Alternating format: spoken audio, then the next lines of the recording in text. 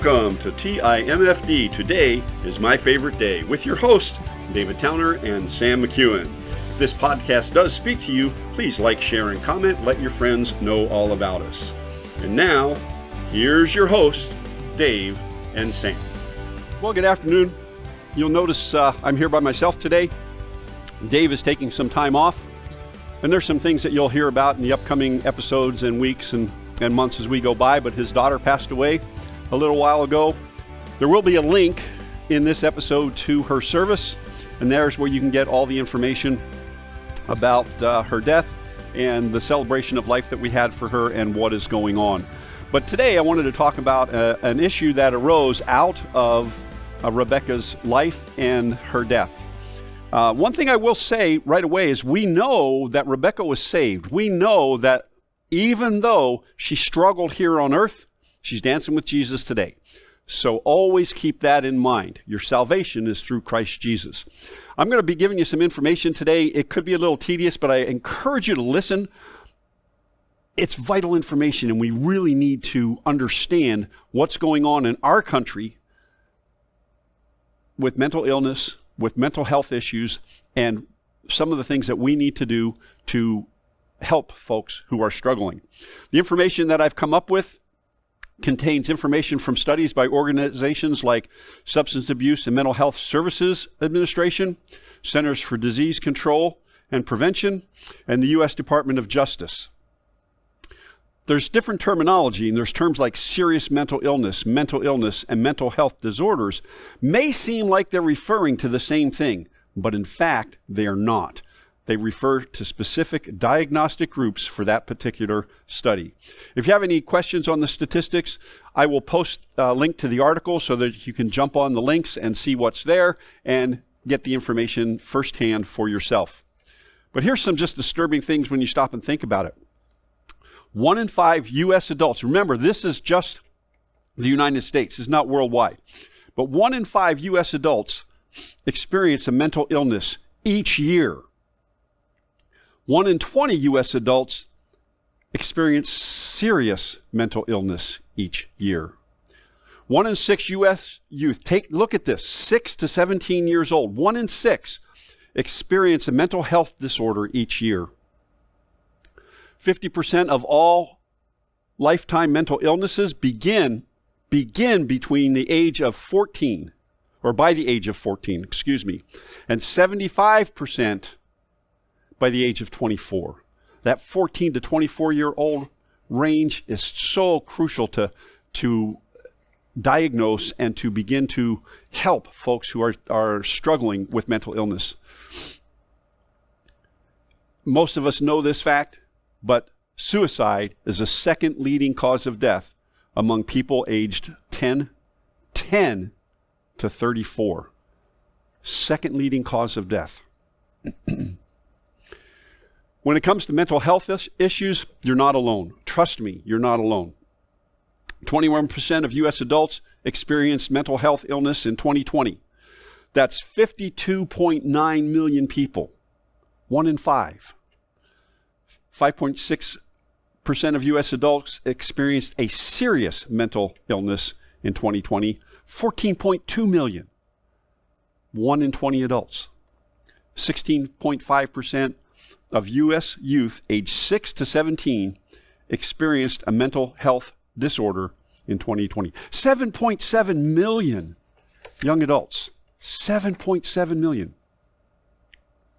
6.7% of U.S. adults experienced a co-occurring substance use disorder and mental illness in 2020. The substance abuse and the mental illnesses, they do go hand in hand.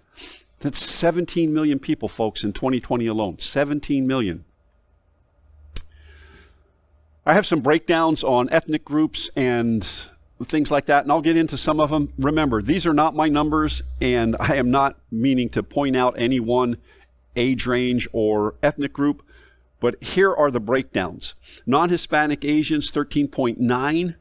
Non-Hispanic whites, 22.6% of folks experience mental illness. Non-Hispanic Black or African American, 17.3. Non-Hispanic American Indian or Alaskan Native, 18.7. Non-Hispanic Mixed Multiracial, 35.8. 35.8. Non-Hispanic Native Hawaiian or other Pacific Islanders, 16.6. Hispanic or Latino, 18.4. And then the lesbian, gay, or bisexual community, 47.4% is the prevalence of mental illness in that demographic group. There's various things that we can break out, some major depressive episodes and schizophrenia, things like that. I'll give you some real quick references. I'm not a mental health expert, but I can tell you if you look this up, when you click on the links in the article, you'll see what I'm saying. But major depressive episodes, 8.4%, 21 million people. Schizophrenia, 1.5 million people suffer with it. Bipolar disorder, 7 million people, 2.8% of the entire population. Anxiety, come on. We all have some sort of anxiety from time to time, 19.1%. But these are folks who are dealing with it every day and struggling with it. Post-traumatic stress disorder, and this is huge amongst our militaries and folks who have been in conflicts or who have been on the front lines in any, our first responders and things like that, 3.6%. OCD, obsessive compulsive disorder, 1.2%, about 3 million people.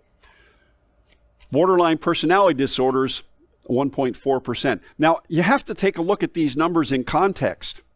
These are not estimates.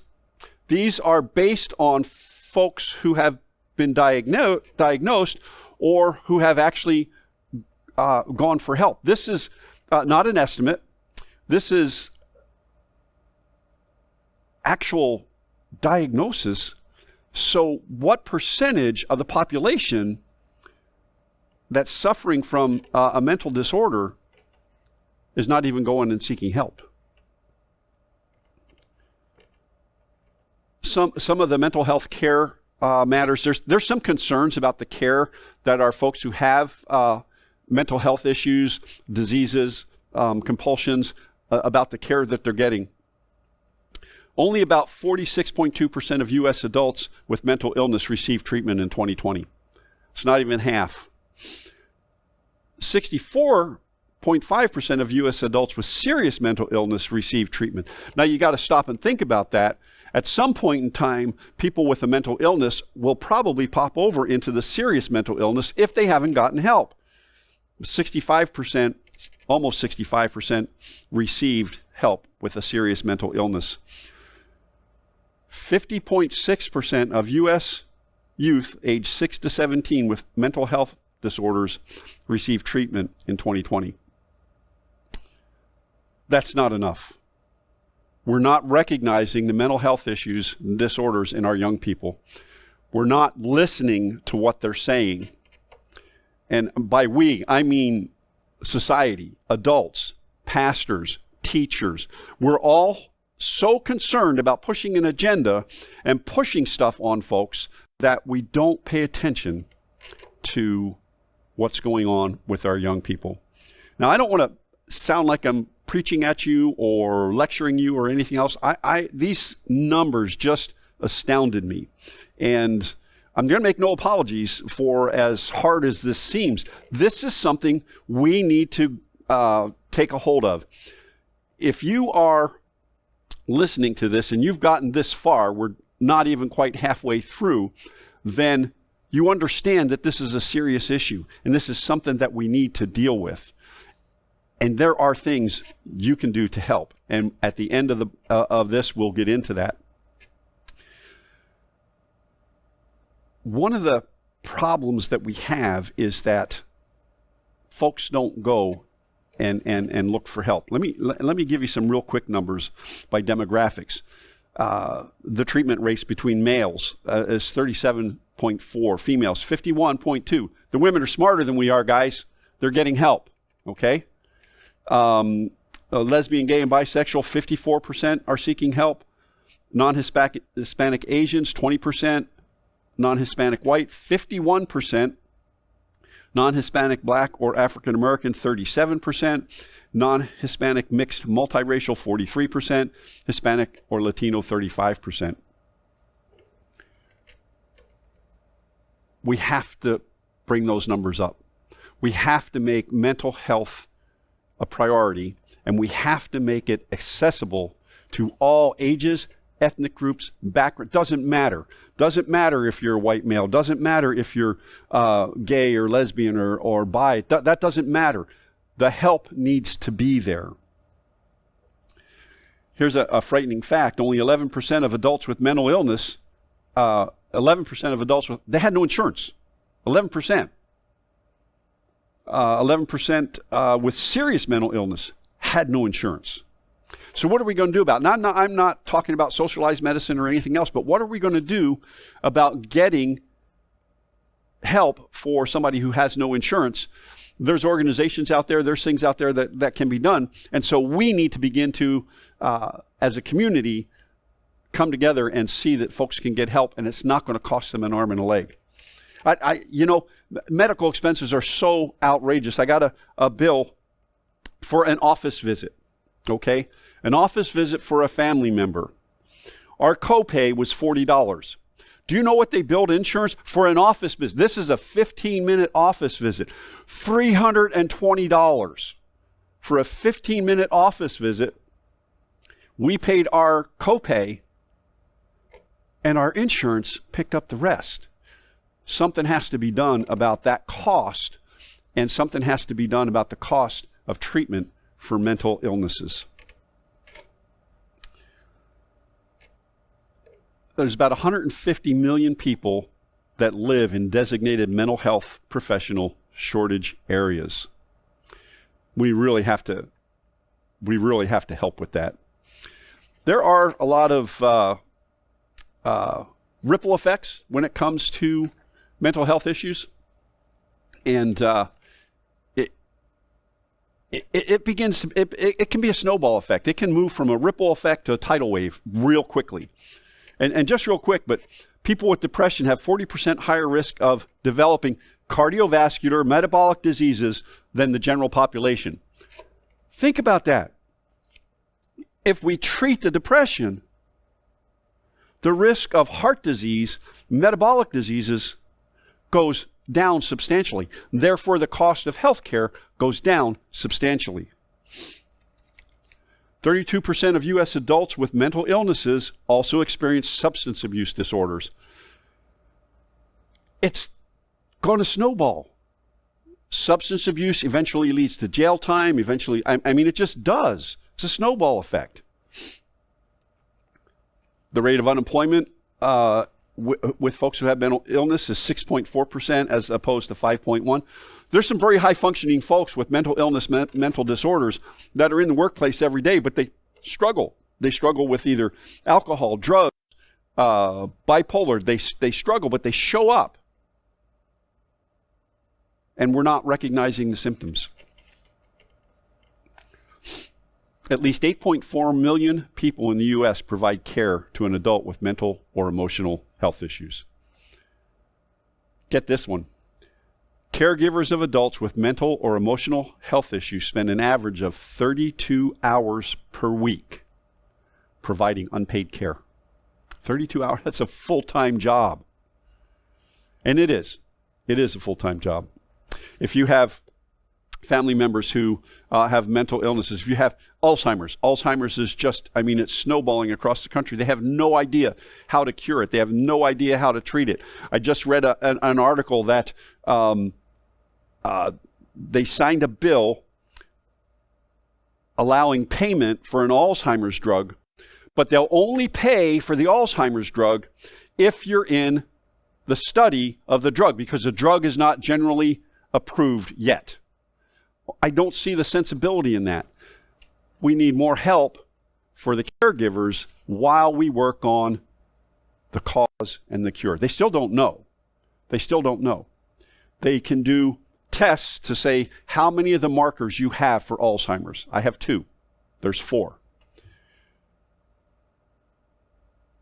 But you could have no markers and get Alzheimer's.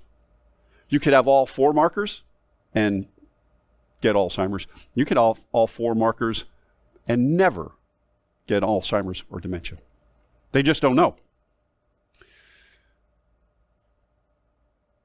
Here's something on the other side of our healthcare expenses. Mental illness and substance abuse disorders are involved in 1 of every 8 emergency department visits by U.S. adults, an estimated 12 million visits. That's a lot of emergency room visits.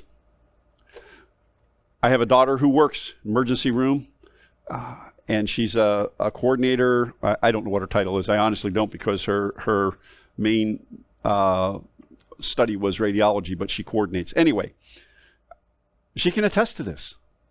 And it's the communities we talked about earlier that are coming into the emergency rooms with substance abuse, mental health orders, and quite frankly, clogging up the emergency rooms and costing them a fortune.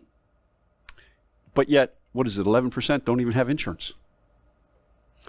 Mood disorders are the most common cause of hospitalization for all people in the U.S. under age 45. That's astounding, just astounding to me. Think about how it affects the economy. Serious mental illness causes $193.2 billion, that's with a B, in lost earnings each year. That means people take time off, they don't get paid, bills go unpaid, mortgage doesn't get paid. 20.8% of people experiencing homelessness have a serious mental health condition. You want to clean out the prisons, you want to take the population down, you want to help out that situation. 37% of adults incarcerated in state and federal prison systems have a diagnosed mental illness. Diagnosed. So what's the percentage of folks who are actually in the penal system that actually have mental illness? It could be much higher. I can tell you that once a person is incarcerated, unless they act out, they become violent or anything like that, the prison's not going to check to see if they have mental health disorders, right? They're just not going to do it. Here's one for you with our kids. 70% of youth in juvenile justice system have a diagnosable mental health condition. 7 out of 10, 70%. That's where we need to begin to really help our young adults out before it becomes full-blown and they get in trouble. 15.3% of U.S. veterans experienced a mental illness in 2019. That's 31.3 million people. And we know that the suicide rate amongst veterans is something like 20%. It's insane. It's insane. Depression and anxiety disorders cost the global economy now $1 trillion with a T in lost productivity each year. Depression is the leading cause of disability worldwide. One of the things that we have a tendency to not talk about is suicide. Suicide is the second leading cause of death among people 10 to 34. That has to stop, and it's due to mental illness. Suicide is the 10th leading cause of death in the United States. The overall suicide rate in the U.S. has increased by 35% since the turn of the century. 22 years. 35%.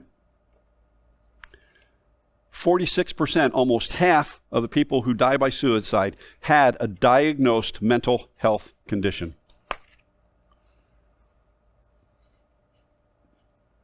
Here's one that will really wake you up. 90% of people who die by suicide had shown symptoms of a mental health condition, according to interviews with family, friends, and medical professionals. It's also known as a psychological autopsy. We have to stop. We have to stop. We need to begin to pay attention. Now, I'm not telling you to go run and turn your neighbor in or turn your kids in or turn your mom and dad in or anything like that, but we really need to get a handle on the suicide rate in this country. And here's the thing. If you or someone you know is in an emergency and you need to call the National Suicide Prevention Line, call it. It's 1-800-273-TALK, 1-800-273-8255, or call 911. They'll get somebody there. Don't try to handle it on yourself. But we need to pay attention to what's going on. So in summary, 1 in 15 adults experience both a substance use disorder and mental illness. 1 in 15.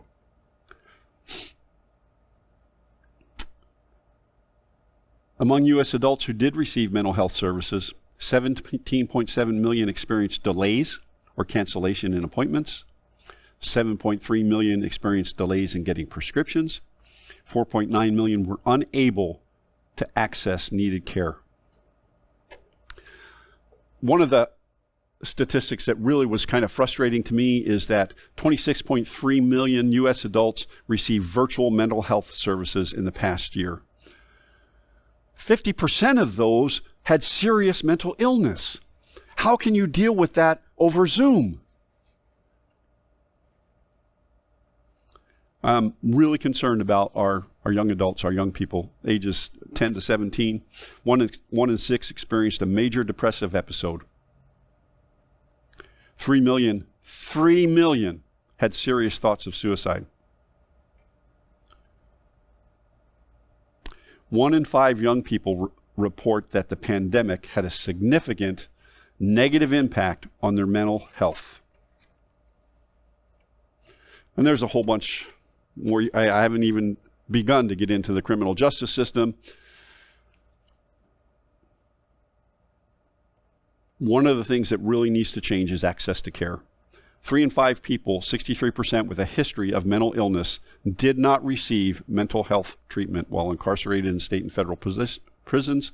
Less than half people, 45%, with a history of mental illness received mental health treatment while held in local jails. People who have health care coverage upon release from incarceration are more likely to engage in services for mental health that reduces recidivism. That is, I can't say that word, recidivism. That's, they're repeat offenders and they go back to jail. Mental health related issues are prevalent in our society. One of the things that we are planning on doing, that Dave, when he gets back, he'll have more information on that, but we are going to start a fund here at the church and a process in honor of Rebecca Towner for seeking mental health care. I don't know the full scope of that yet. We don't have everything lined out. We have a lot of people who want to help because it is a raging epidemic. It is a pandemic. I will put the links here, and I'll put the links for Dave if you want to reach out to him or to me about the upcoming initiative, mental health initiative, with your questions. We are getting ready to set up a fund for you to donate to, so please reach out. If you notice somebody who is struggling with their mental health, please do the right thing. Do the right thing and get them help. Talk to them. Don't try to talk them off the ledge. Don't try to diagnose. Don't try to do those things. Don't, by all means, don't judge, but get them the help that they need. If you have to walk them to the doctor's office, get them the help they need. Our topic is mental health today on Today Is My Favorite Day. And there's a lot of stories that I could share around this, but I'm running out of time. I want you to remember that if we continue to gaze at God and glance at our problems, we can help this mental health issue be reduced. If we can get our focus where it needs to be, we will be able to combat mental health efficiently. This has been Sam McKeown. Live intentionally. Be very, very blessed, my friends. Thank you for listening to TIMFD. Today is my favorite day. The views, comments, and opinions expressed here today are those of the hosts and guests alone, and Dave and Sam are solely responsible for the content of this podcast. TIMFD, Today is My Favorite Day, is produced and directed by Alex Korn. Music is composed and performed by Chuck Vaught. Thank you for listening. Have a great day, live intentionally, and be very blessed, my friends.